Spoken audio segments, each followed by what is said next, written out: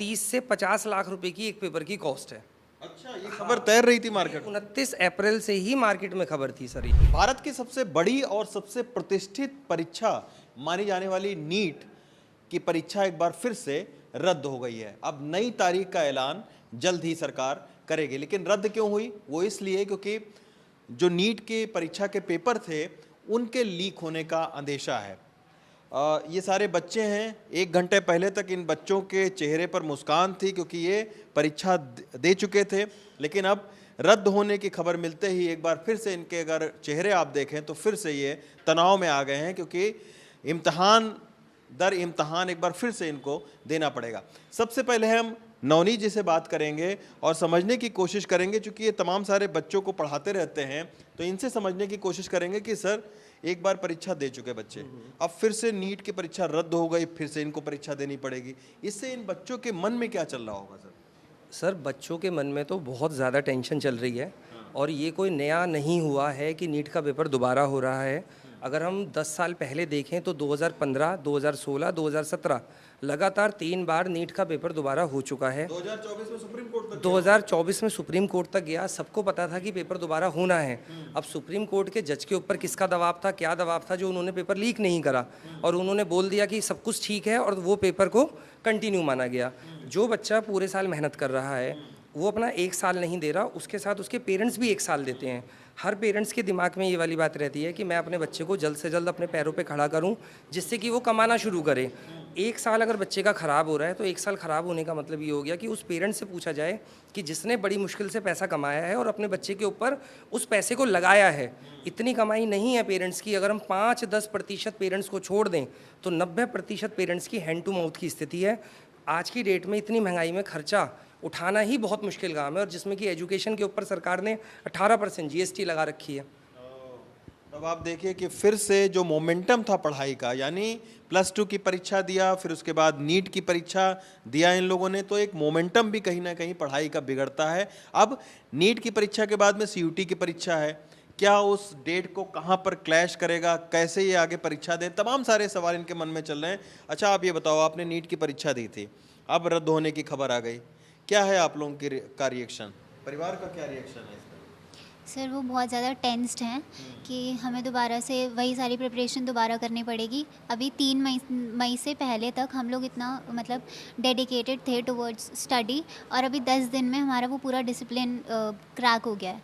अभी वो डिसिप्लिन ही वापस रीगेन करने में कुछ कपल ऑफ डेज़ लग जाएंगे, जिससे कि और ज़्यादा मतलब वी विल बी मतलब जो हमारा मेंटल प्रेशर उस दिन बिल्ड हुआ था 1 साल में, या जितना भी हम महीने देते हैं उसकी प्रिपरेशन को, वो वापस से प्रिपेयर करना पड़ेगा and that is not easy.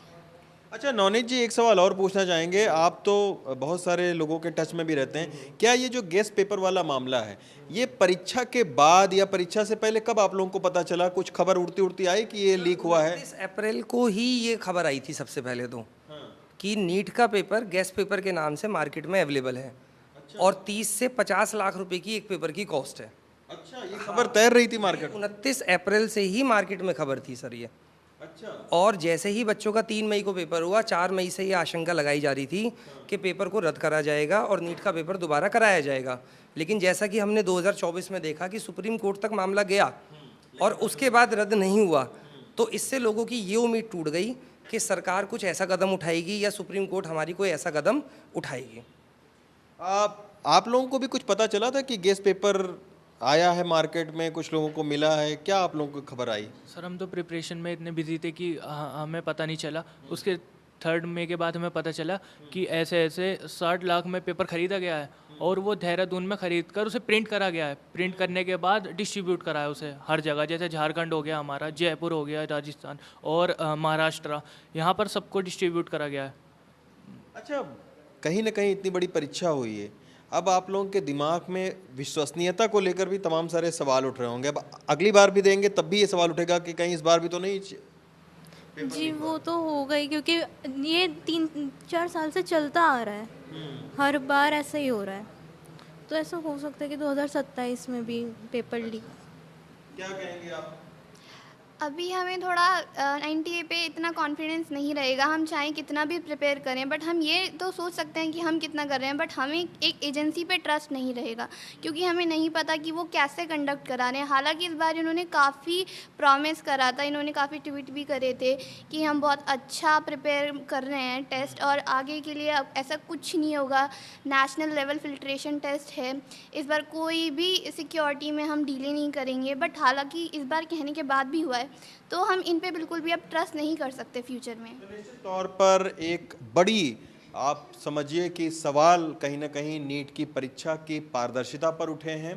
और सबसे बड़ा सवाल यह है कि जब सुप्रीम कोर्ट ने गाइडलाइन दी थी कि एक सतर्कता कमेटी नीट के अंतर्गत बैठेगी, तो जो बात टीचर बता रहे हैं कि उन तक अफवाह फैली थी या ये बात पता लगी थी उनको कि मार्केट में कोई गेस्ट पेपर आया है, तो आखिर सतर्कता कमेटी को ये बात क्यों नहीं पता चल पाई, ये भी सवालों के घेरे में है। दिल्ली से मोहम्मद मुरसलिन के साथ रवीश रंजन शुक्ला, NDTV इंडिया।